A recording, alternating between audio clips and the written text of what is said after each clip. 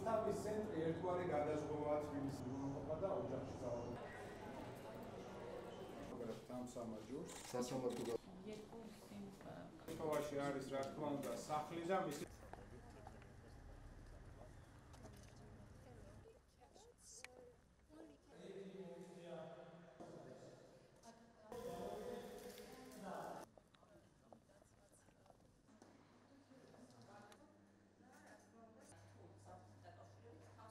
უმასპინძლეთ სომხეთის შინაგან საქმეთა სამინისტროს ოფიციალურ დელეგაციას ქალბატონი მინისტრის ხელმძღვანელობით სტუმრებს გავაცანით საზოგადოებრივი უსაფრთხოების მართვის ცენტრი 112-ის მუშაობის სპეციფიკა, განსაკუთრებული აქცენტები გაკეთდა ვიდეო სამეთვალყურეო სისტემების განვითარების ეტაპებზე, ასევე რა თქმა უნდა ელექტრონული მონიტორინგის ცენტრის თაობაზე, რომელიც უზრუნველყოფს ოჯახური ძალადობის სისტემის კონტროლს და ამ შეხვედრის ფარგლებში შევთანხმდით ჩვენს კოლეგებთან, რომ მომავალშიც აქტიურად გავაგრძელებთ თანამშრომლობას და რა თქმა უნდა ერთმანეთს გაუზიარებთ საკუთარ გამოცდილებას დანაშაულის წინააღმდეგ ბრძოლის თვალსაზრისით.